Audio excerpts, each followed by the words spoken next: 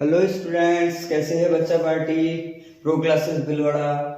आज हम आपके लिए MCQ short tricks for linear equation with two variable लेकर आ रहे हैं। क्लास 10th का चैप्टर 3 है और इससे डेफिनेटली एक एमसीक्यू क्वेश्चंस आता है। तो उस एमसीक्यू क्वेश्चंस की वैरायटी ऑफ क्वेश्चंस में से एक टाइप के क्वेश्चंस की हम यहाँ पर शॉर्ट ट्रिक लेकर आए हैं। डियर स्टूडेंट्स, हमें यह पता है कि हमें जो लीनियर इक्वेशन दी जाती है वो a1x प्लस b1y plus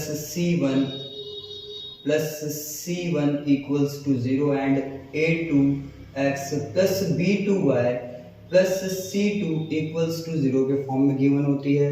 यह हमारी फर्स्ट इक्वेशन होती है, यह हमारी सेकंड इक्वेशन होती है।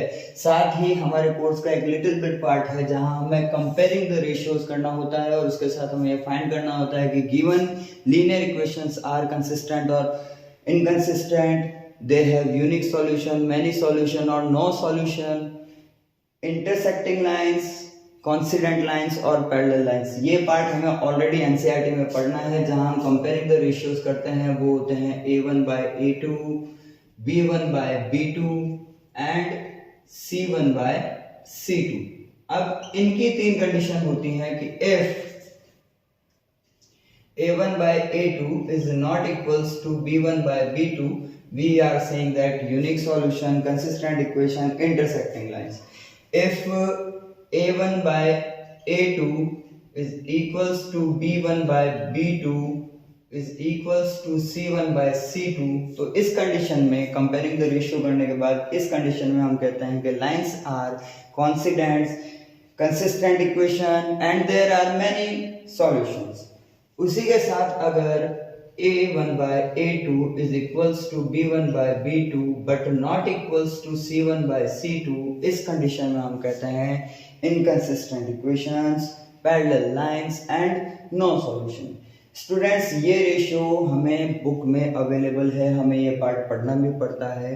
तो इस पार्ट में आज मैं आपको एमसीक्यू के अंदर अगर वैरायटी ऑफ क्वेश्चंस में ये क्वेश्चन आते हैं तो उन क्वेश्चंस को आप कैसे सॉल्व कर सकते हैं। सबसे पहली बात कि जब आपके पास में ratio a1 by a2 is not equals to b1 by b2 होता है, हम सीधा उसको कहते हैं यूनिक सॉल्यूशन, कंसिस्टेंट इक्वेशन और इंटरसेक्टिंग लाइंस। लेकिन इस कंडीशन के साथ कभी किसी ने ये नहीं बताया कि इस कंडीशन के साथ इफ अगर a1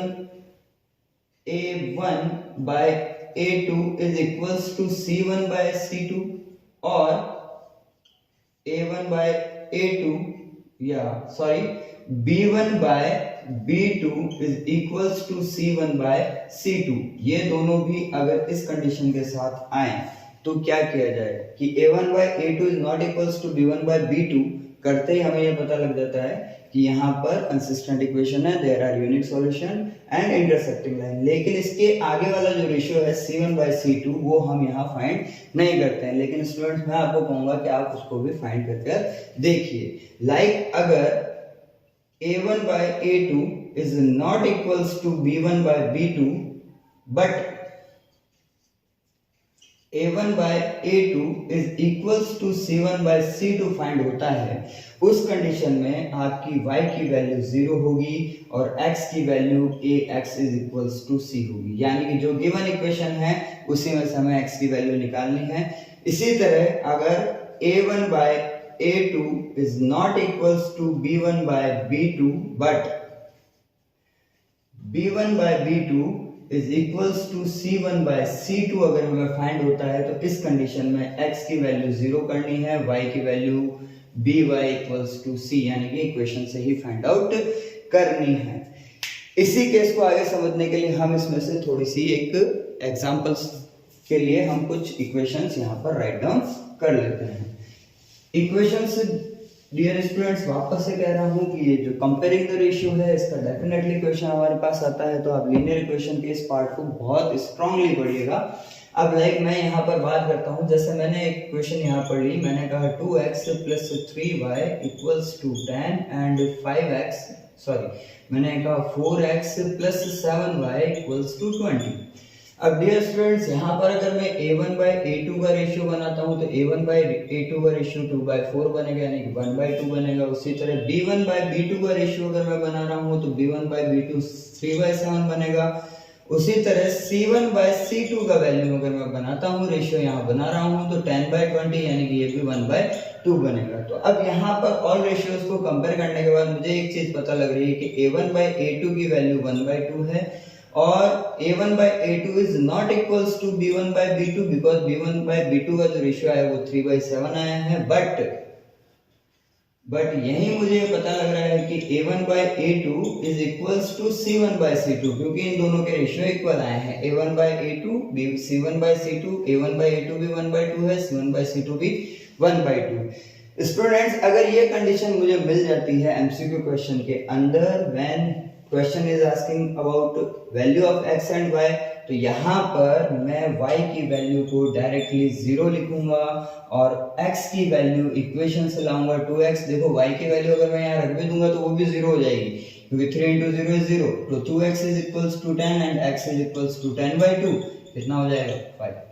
ये होगा कौन सी कंडीशन में, A1/A2 is not equals to B1/B2 but A1/A2 is equals to C1/C2। इसी तरह अगर मैं एक दूसरी इक्वेशन और ले लेता हूँ जहां पर मैं आपको इसकी दूसरी कंडीशन को प्रूव करके दिखाता हूं, तो दूसरी कंडीशन में मैंने आपके पास इक्वेशन ली है x minus 3y equals to 7 and 2x minus 9y equals to 21। अब यहीं पर अगर मैं चेक करूं तो A1/A2 की वैल्यू 1/2 है, B1/B2 का जो रेशियो बनेगा वो -3/-9 और 1/3 ही बनेगा। उसी तरह C1/C2 की जो वैल्यू है वो 7/21 और ये भी 1/3 ही बनेगी।